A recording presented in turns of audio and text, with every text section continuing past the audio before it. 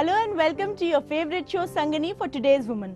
मैं हूं आपकी होस्ट हिना और आज के एपिसोड में हम बात करेंगे योगा की, फिर होंगी आपकी ब्यूटी से रिलेटेड कुछ बातें और आखिर में लेंगे आपकी क्वेरीज। आइए देखते हैं आज के एपिसोड की एक छोटी सी झलक। पवन मुक्त का अर्थ ही है पवन की मुक्ति, यानी जो हमारे टॉक्सिन्स हमारे जॉइंट्स में डिपॉजिट हो जाते हैं उनको जब हम रिमूव कर देते हैं तो फ्री फ्लो ऑफ ऑक्सीजन होता है, फ्री फ्लो ऑफ ब्लड होता है, जिसके कारण से हमारा जो भी वो जॉइंट है वो हेल्दी रहता है। जो आपके स्किन से मिलता जुलता कलर हो उससे आप आई शेडो लगाएं, या अगर आपको लगता है कि आई शेडो भी बहुत ज़्यादा ब्राइट लगेगा दिन के फंक्शन में तो आप सिंपल सा लाइनर लगा लें और मस्कारा लगा दें और नीचे काजल लगा लें, इससे भी आपकी आंखें बहुत सुंदर लगेंगी। चलिए बढ़ते हैं हमारे पहले सेगमेंट की तरफ, जहां हम आपको सिखाएंगे योगा के कुछ ऐसे आसन जिससे आप अपनी लाइफस्टाइल को एक हेल्दी वे में मेंटेन कर पाएंगी। आइए जानते हैं क्या है कुछ खास आपके लिए हमारे आज के सेगमेंट में। नमस्ते, मैं हूं आचार्य प्रतिष्ठा और हम बात कर रहे हैं 40 की उम्र को पार कर चुकी महिलाओं की, 40 की उम्र को पार कर चुकी महिलाओं की समस्याओं की और उन समस्याओं के समाधान की। हमने बहुत सारी समस्याओं की बात करी, उनका समाधान योग के माध्यम से आपको दिया और आज जिस समस्या को लेकर के हम उसके समाधान की बात कर रहे हैं वो है स्वोलन फीट, यानी कि पैरों में सूजन आ जाना। कहने को तो ये 40 प्लस की महिलाओं की समस्या है, लेकिन इवन जो हमारी वर्किंग लेडीज़ हैं जिन्हें बहुत देर तक खड़े रहना पड़ता है, इवन हमारे जो एंकर्स होती हैं बहुत देर तक खड़ी रहती हैं, शाम को वो महसूस करती हैं कि पैरों में सूजन आ जाती है और पैरों में दर्द का अनुभव वो करती हैं। 2 कारणों से ये समस्या होती है। एक, जब हमारे शरीर का वज़न बहुत ज़्यादा हो, क्योंकि शरीर का वज़न बहुत है और पैर उस वज़न को सहने में सक्षम नहीं है, तब हमारे पैरों में दर्द और पैरों में सूजन महसूस होती है। दूसरे, ग्रेविटेशनल फोर्स की वजह से हमारे रक्त का संचार नीचे की तरफ रहता है, ऊपर नहीं आ पाता, ऊर्ध्वमुखी नहीं हो पाता, उस कारण से भी ये समस्या हो जाती है। जो भी कारण है, समाधान निश्चित रूप से योग के माध्यम से है, योग में है। सिर्फ 2 क्रियाएं आपको आज के इस एपिसोड में मैं बताऊंगी जिनका आपको निरंतर अभ्यास करना है और उनके निरंतर अभ्यास से आप निश्चित रूप से इस समस्या से निवृत्ति पा सकते हैं, अपने पैरों को स्वस्थ कर सकते हैं, अपने जीवन को स्वस्थ कर सकते हैं। सबसे पहले आप लेंगे पैरों के लिए पवन मुक्त क्रियाएं। देखिए, पवन मुक्त का अर्थ ही है पवन की मुक्ति, यानी जो हमारे टॉक्सिन्स हमारे जॉइंट्स में डिपॉजिट हो जाते हैं उनको जब हम रिमूव कर देते हैं तो फ्री फ्लो ऑफ ऑक्सीजन होता है, फ्री फ्लो ऑफ ब्लड होता है, जिसके कारण से हमारा जो भी वो जॉइंट है वो हेल्दी रहता है। तो आप पवन मुक्त क्रियाएं करने के लिए अपने आसन में बैठ करके इसको कर सकते हैं। पैरों को आगे फैला दें, जिनको कमर में दर्द की समस्या है वो पीछे टेक लगा करके भी इसका अभ्यास कर सकते हैं, या जो लोग ज़मीन पे नहीं बैठ सकते वो कुर्सी पे बैठ करके भी इसका अभ्यास कर सकते हैं, पर कोशिश करें कि आप ज़मीन पे बैठ करके ही इसका अभ्यास करें। पैरों को इस प्रकार से सामने की ओर खोल देंगे और हथेलियों को अपने शरीर के साइड्स में टिका देंगे। हथेलियों पर पूरा वजन आ जाएगा और पैरों को आपस में मिला करके नीचे की ओर स्ट्रेच करना, सांस भरते हुए, सांस छोड़ते हुए पैरों को अपनी ओर स्ट्रेच करना। और जैसे ही आप पैरों को अपनी ओर स्ट्रेच करेंगे आप महसूस करेंगे कि आपकी पिंडलियों पर एक खिंचाव हो रहा है, आपके हैमस्ट्रिंग मसल्स यानी थाइज के पीछे जो मसल्स हैं उन पर एक खिंचाव हो रहा है। उस खिंचाव पर पूरा ध्यान टिकाना है, उसे अनुभव करना है। फिर से सांस भरते हुए पैरों को नीचे की ओर खींचना और नीचे की ओर खींचते हुए थाइस से लेकर के टिप ऑफ द टो तक इस खिंचाव को अनुभव करें। सांस छोड़ते हुए अपने शरीर की ओर अपने पंजों को खींचना।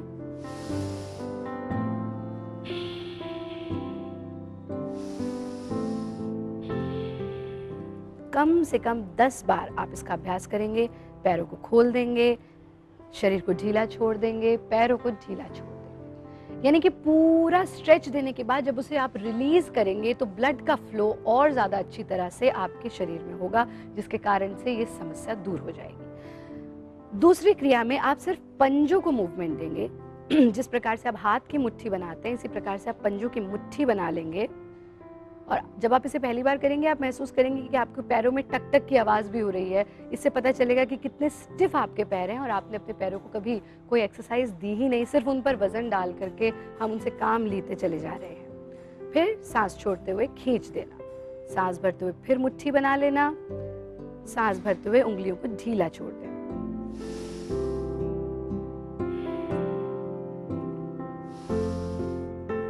इस क्रिया को करते समय आप ऑब्जर्व करें कि आपके पैरों की एक एक नस क्लियरली विजिबल हो।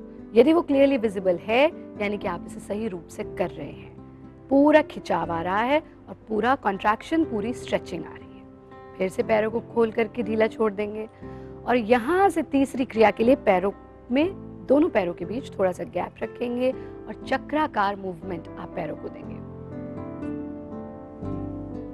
इस क्रिया को करते समय ये ध्यान रखें कि आपके घुटने मुड़े नहीं, घुटने बिल्कुल सीधे रहें।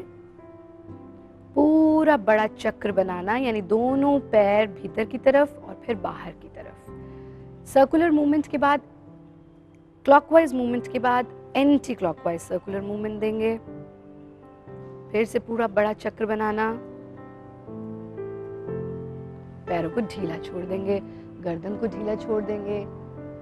शिथिल आराम, और आराम का अर्थ ही है जहां आप राम को आने दें, यानी मैं ना रह जाऊं, मेरी ईगो ना रह जाए, सिर्फ राम रह जाए। आराम, ईश्वर प्रणिधान, leave everything to the will of God. जब ये भाव हमारे अंदर आ जाता है तो हम वैसे ही स्वस्थ हो जाते हैं। दूसरी क्रिया आप करेंगे पाद उत्थान आसन। पाद उत्थान आसन के लिए आप कमर के बल लेट जाएंगे और कमर के बल लेट करके हथेलियों को जमीन पर टिका देंगे। सांस भरते हुए पैरों को 45 डिग्री से 90 डिग्री के बीच में उठाना है। यानी जो 45 डिग्री पर उठा सकते हैं वो 45 डिग्री पर उठा करके रखें, जो 90 डिग्री उठा सकते हैं वो 90 डिग्री उठाएं, और जो ऐसा भी नहीं कर सकते वो दीवार का सहारा लेकर के पैरों को इस तरह से दीवार पे भी टिका सकते हैं। इस स्थिति में यथा सामर्थ्य रुकेंगे, सांस छोड़ते हुए पैरों को वापस ले आएंगे। सांस भरते हुए पैरों को उठाना,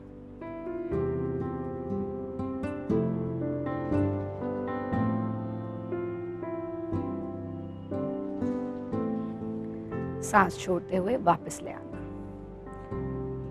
फिर बाईं ओर करवट लेकर के आप अपने आसन में बैठ जाएंगे। ये ध्यान रखें कि जो महिलाएं इसको बिना सहारे के नहीं कर सकती, वो सहारे के साथ भी कर सकती हैं, लेकिन आपका जो ब्लड का फ्लो है वो आपके पैरों से लेकर के ऊपर तक आना आवश्यक है। इसके अलावा आप तिल के तेल का प्रयोग करें, तिल के तेल से अपने पैरों पर मसाज करें। इन क्रियाओं का निरंतर अभ्यास करें, आप देखेंगे कि सोलन फीट की समस्या यूं ही चुटकी बजा करके दूर हो जाएगी। तो ये थी हमारी योगा की स्पेशल क्लास, जिसमें हमने आपको सिखाया कुछ ऐसे आसन जिन्हें आप डेली रूटीन में फॉलो करके अपनी हेल्थ को मेंटेन रख सकती हैं। अब वक्त हो गया एक छोटे से ब्रेक का। मैं आपको बता दूं, आप अपनी क्वेरीज, अपने सजेशंस और अपने फीडबैक्स हम तक पहुंचा सकती हैं ईमेल के जरिए। आप हमारा फेसबुक पेज भी लाइक कर सकती हैं। चलिए लेते हैं एक छोटा सा ब्रेक, कहीं जाइएगा मत, देखते रहिए संगनी फॉर टुडेज वुमन। जो आपके स्किन से मिलता जुलता कलर हो उससे आप आई शेडो लगाएं, या अगर आपको लगता है कि आई शेडो भी बहुत ज़्यादा ब्राइट लगेगा दिन के फंक्शन में, तो आप सिंपल सा लाइनर लगा लें और मस्कारा लगा दें और नीचे काजल लगा लें। इससे भी आपकी आंखें बहुत सुंदर लगेंगी।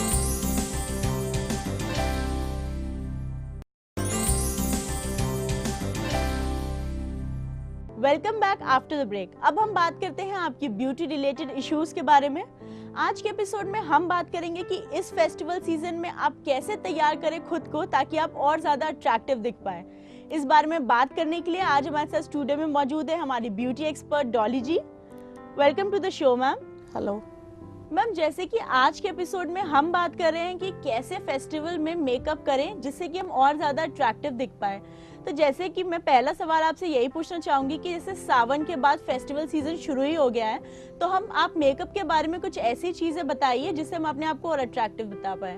फेस्टिवल सीजन है, आप मेकअप करना भी चाहते हो, अच्छा लाइवली दिखना चाहते हो, तो बेस्ट है कि अपने स्किन का सबसे पहले देख रेख करें और कुछ ज़्यादा ही करें। कोशिश ये करें कि मेकअप स्टार्ट करने से पहले, शुरू करने से पहले स्किन को खूब अच्छे से साफ करें ताकि उसमें पसीना ना हो।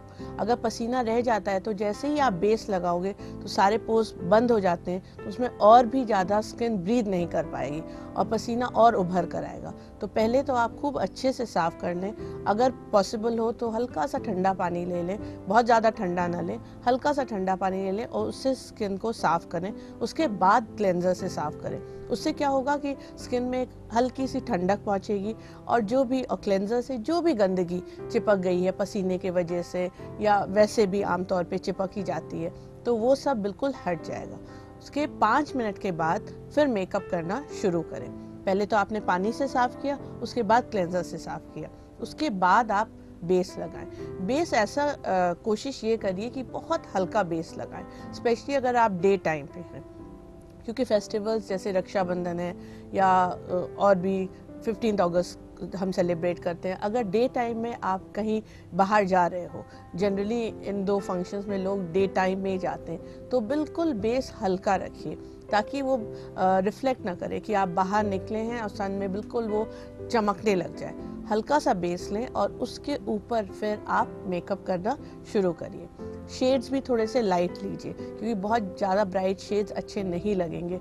धूप भी तेज़ होती है, बारिश तो हो रही है लेकिन जब धूप निकलती है तो बहुत तेज़ होती है, तो वो बिल्कुल जैसे कहते हैं ना, अगर आपने बहुत हैवी मेकअप ले लिया या डार्क कलर्स यूज़ कर लिए तो वो किसी भी आँखों को प्लीज़ नहीं करेंगे। जो आपको देख रहे हैं उन्हें वो अच्छा नहीं लगेगा। तो आप आराम से कोई भी लाइट कलर्स ले लें। मान लीजिए आपने साड़ी थोड़ी सी ब्राइट पहनी हुई है क्योंकि रक्षाबंधन है या 15 अगस्त का सेलिब्रेशन है, तो आपने थोड़ा सा उसमें ब्राइट पहना हुआ है, कोई बात नहीं। उसके जो सटल शेड्स हैं, जो दबे हुए शेड्स हैं, मान लीजिए आपने रेड या पिंक पहना हुआ है, तो पिंक का जो हल्का शेड है वो आप अपने लिप्स पे लगाएं। आई का भी जो मेकअप कर रहे हैं तो हल्का वाला पिंक का शेड लें, उसको बहुत ज़्यादा ब्राइट ना करें। अगर आपको पिंक भी बहुत ज़्यादा लगता है तो कोई नहीं, जो आपके स्किन से मिलता जुलता कलर हो उससे आप आई शैडो लगाएं। या अगर आपको लगता है कि आई शैडो भी बहुत ज़्यादा ब्राइट लगेगा दिन के फंक्शन में, तो आप सिंपल सा लाइनर लगा लें और मस्कारा लगा दें और नीचे काजल लगा लें। इससे भी आपकी आंखें बहुत सुंदर लगेंगी। एंड सेकेंडली, अपने आईब्रोज को ऐसा आप ट्रिम करें कि वो थोड़ी सी प्रोमिनेंट लगे। उससे क्या होगा, आपकी आपने ज़्यादा कुछ नहीं मेकअप किया, मान लीजिए आपने आंखों पे कुछ भी नहीं लगाया, आई शैडो वगैरह कुछ नहीं लगाया, सिर्फ काजल और मस्कारा और लाइनर से प्ले किया है, तो भी वो बहुत खूबसूरत लगेगा। And same goes for your hair also.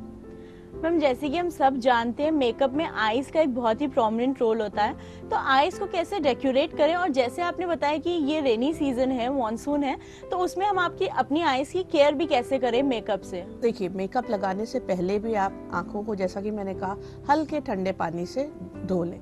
या अगर आपके पास वक्त थोड़ा सा ज़्यादा है तो मेकअप करने से पहले कोई भी जूस, टमाटर का जूस या खीरे का जूस, हल्का सा उसको लगा लें। खीरा घिस लें या टमाटर घिस लें, उसको थोड़ा देर अपने पैक की तरह लगा लें, तो क्या होगा, आँख में एकदम सॉफ्टनेस आ जाएगी। जो ये खीरे का पानी होता है या टमाटर की, ठंडक पहुँचाता है, तो उससे एक तो ये होता है, प्लस उसके साथ सफाई भी हो जाती है। जब आप खीरे का पानी हटाइएगा क्लॉथ से या कॉटन से, तो जो भी गंदगी है वो भी साथ में निकल आएगी और आंखों को वो ठंडक भी पहुंचाएगा। उसके बाद आप मेकअप शुरू करिए। अगर आप रात को कहीं जा रही हैं, मान लीजिए जन्माष्टमी में आपको रात को जाना है, तो आप थोड़ा सा आईज को ब्राइट शेड्स दे सकती हैं। जैसे आपने कॉपर या गोल्ड का रिफ्लेक्ट भी ले सकती हैं, क्योंकि थोड़ा सा जो आप जनरली इसमें लोग इंडियन ट्रेडिशनल वेयर ही पहनना, दे प्रेफर दैट। या अगर आपने सलवार सूट भी पहना है, वो भी आजकल ट्रेडिशंस में माना जाता है, तो आप उसमें रात के टाइम थोड़ा सा ब्राइट शेड्स आप अपने आंखों पे लगा सकते हैं। अगर आपको लगता है कि नहीं लगाना है तो आप कोई भी 2 कलर से भी प्ले कर लें। मान लीजिए आपने जो अंदर वाला हिस्सा है उसमें लाइट कलर लगाया और बाहर थोड़ा सा ब्राइट लगा लिया, ताकि जो कोने हैं, आँख के कोने हैं, उसको थोड़ा सा आपने हाईलाइट कर लिया। ये भी बहुत अच्छा लगता है, क्योंकि अगर पूरे आँखों में आपने ब्राइट कलर लोगे तो वो, अगेन, ये मौसम ऐसा नहीं है, विंटर्स अभी नहीं है, तो वो आँखों को मतलब बहुत ज़्यादा अच्छे नहीं लगते। तो ब्राइटनेस भी आ गई, आपने थोड़ा सा ब्राइट शेड ले लिया और बाकी हल्का शेड लिया हुआ है। इस तरह का मेकअप अगर आप करोगे तो बहुत ही अच्छा लगेगा। मैम जैसे कि हम सब जानते हैं कि फेस्टिवल में लोग कलर्स के साथ बहुत प्ले करते हैं, यूजुअली ट्रेडिशनल क्लोथ्स जो होते हैं वो भी ब्राइट कलर्स के ही होते हैं, तो अपना फेशियल मेकअप में ऐसा क्या कुछ स्पेशल कर सकते हैं जिससे कि हमारे कपड़े और ज़्यादा कॉम्प्लीमेंट करें हमें? देखिए, अगर बहुत ज़्यादा ब्राइट कलर्स है जैसा कि मैंने कहा, तो जनरली यू प्ले, जब हम मेकअप की बात करते हैं फेशियल मेकअप की, तो it's the main part is your eyes. आँखों को ही हमें सुंदर बनाना होता है, तो उसमें हम बहुत ज़्यादा ब्राइट कलर्स नहीं लेते हैं, उसी को हम अलग अलग कलर्स से प्ले कर सकते हैं। मान लीजिए आपने लहंगा पहना हुआ है या कोई साड़ी पहनी हुई है या सूट पहना हुआ, उसमें चार कलर्स हैं। अब आप चारों कलर्स को आंखों में नहीं लगा सकती, तो उसमें से 2 कलर्स आप ले लीजिए, एक थोड़ा जो ब्राइट है और एक जो थोड़ा सटल या दबा हुआ कलर। इन 2 कलर्स से आप आंखों में बहुत अच्छे से प्ले कर सकते हैं। कभी कभी लोग क्या करते हैं कि आईब्रोज उसको भी थोड़ा प्रोमिनेंट करने के लिए थोड़ा सा उसको डार्क कर लेते हैं या थोड़ा लंबा खींच देते हैं, एंड इवन जो काजल लगाते हैं वो बाहर की तरफ खींच देते हैं, वो भी एक बहुत अच्छा लुक लगता है। उससे क्या होता है कि मान लीजिए आपने कुछ शैडो वगैरह ज़्यादा नहीं लगाया, लेकिन काजल या लाइनर आपने थोड़ा लंबा आंखों से बाहर खींच लिया, तो वो भी एकदम से अट्रैक्ट करती है। अगर कोई आपको देखता है तो वो बहुत अच्छा लगता है, प्लीजिंग भी लगता है आंखों को, और जैसे हम कहते हैं ना, आपने बहुत ज़्यादा कलर से प्ले नहीं किया हुआ है, लेकिन इट इज़ कॉम्प्लीमेंटिंग, जो आपने पहना हुआ है उसको वो कॉम्प्लीमेंट करता है। एक बहुत ही इम्पोर्टेंट फैक्टर है हमारा हेयर डू, जिसके बगैर हम बिल्कुल भी अच्छे नहीं लग सकते। तो क्या डिफरेंट हेयर डूज हैं जो हम ट्राई कर सकते हैं डिफरेंट ड्रेसेस के साथ? देखिए, जैसा कि वेदर थोड़ा सा सल्ट्री होता है तो लोग चाहते हैं खुले बाल थोड़ा कम रखें, एंड जब हम ट्रेडिशनल वेयर पहनते हैं तो उसके साथ डिफरेंट टाइप के जूड़े जो होते हैं, या बाल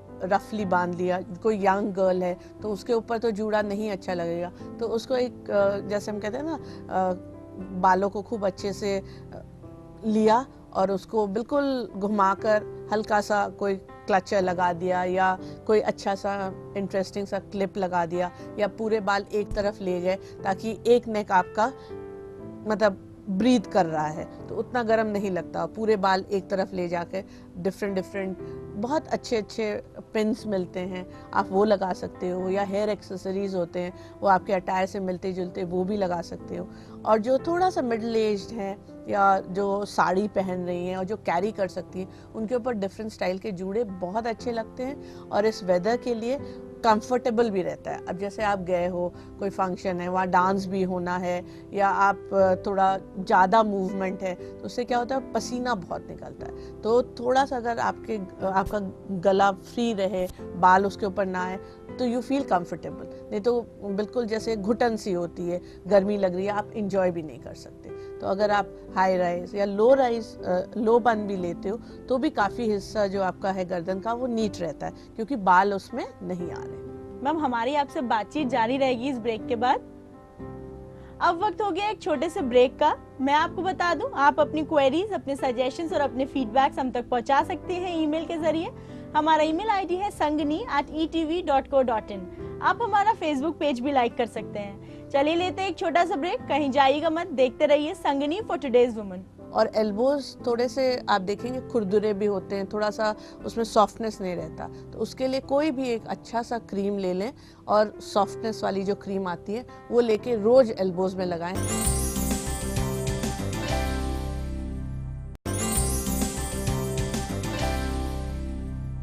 welcome back after the break. चलिए एक बार फिर जुड़ते हैं हमारे ब्यूटी एक्सपर्ट से और जानते हैं आपकी क्वेरीज के आंसर्स। मैम हमारी जो सबसे पहली क्वेरी आई है वो ये पूछते हैं कि उनकी एल्बोज बहुत ज्यादा डार्क हो गई हैं, उसके लिए उन्हें कोई सजेशन चाहिए।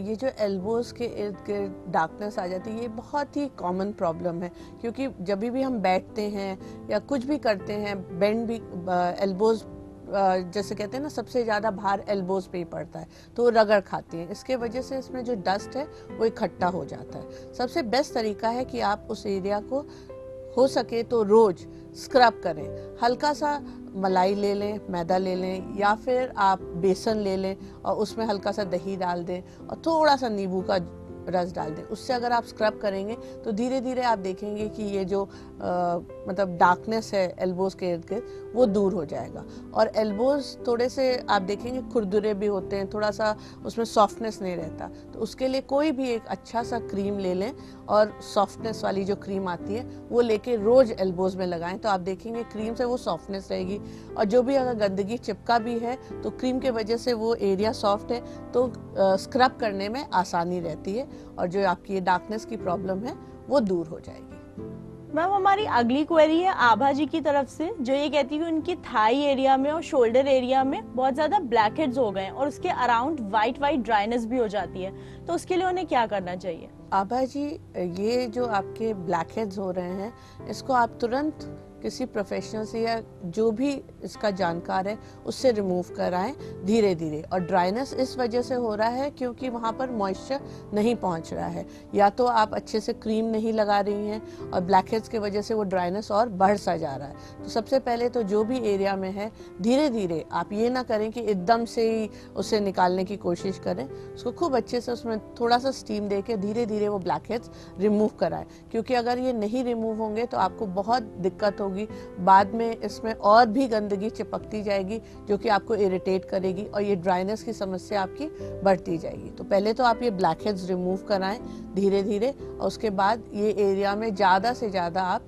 बॉडी लोशन लगाइए, कोई भी क्रीम, अच्छा सा क्रीम हो जो सॉफ्ट हो, थोड़ा बहुत ज़्यादा कहते हैं ना थिक क्रीम मत लगाइएगा, कोई भी सॉफ्ट क्रीम लगाइए धीरे धीरे, तो आप देखेंगे कि ये जो ड्राइनेस की वजह से वाइट हो रहा है वो भी दूर हो जाएगा। मैम इसके बाद हमारी अगली क्वेरी है रेनू जी की तरफ से, जो ये कहती है उनके फेस पे झाइयाँ हो गई हैं, तो उसके लिए उन्हें क्या करना चाहिए? देखिए, झाइयों के लिए या तो आप रेगुलरली फेशियल कराइए, उससे वो झाइयाँ चली तो नहीं जाएंगी लेकिन काफ़ी हद तक वो लाइट हो जाती हैं। सेकेंडली, आप घर पर रोज चिरौंजी भिगो दें कच्चे दूध में, उसको भीगने दें 3-4 घंटे, अगर हो सके तो ओवरनाइट भिगो लें, जैसा आपको इजी लगे। उसके बाद उसको निकाल कर हल्का सा पीस लें और वो अपने फेस पे या झाइयाँ जहाँ जहाँ भी है उसको लगाइए, तो धीरे धीरे आप देखेंगे कि झाइयाँ कम हो गई। क्योंकि कुछ स्किन ऐसे होते हैं जिनमें ये झाइयों की प्रॉब्लम बहुत आम रहती है, क्योंकि वो स्किन बहुत सेंसिटिव है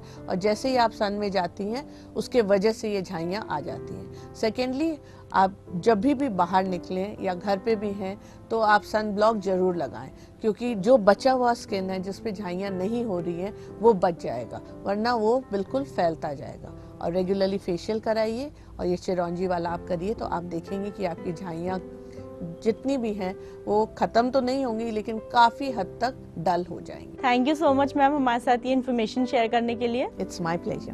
तो ये थी हमारी ब्यूटी एक्सपर्ट की सलाह और हम उम्मीद करते हैं इसके जरिए आप अपने लुक को और ज्यादा अट्रैक्टिव बना पाएंगी। अब वक्त हो गया आपसे इजाजत लेने का। मैं आपको बता दूं, आप अपनी क्वेरीज, अपने सजेशंस और अपने फीडबैक्स हम तक पहुंचा सकती हैं ईमेल के जरिए। आप हमारा फेसबुक पेज भी लाइक कर सकती हैं। अब दीजिए मुझे और संगिनी की पूरी टीम को इजाजत। अगले एपिसोड में फिर मिलेंगे, तब तक के लिए नमस्कार।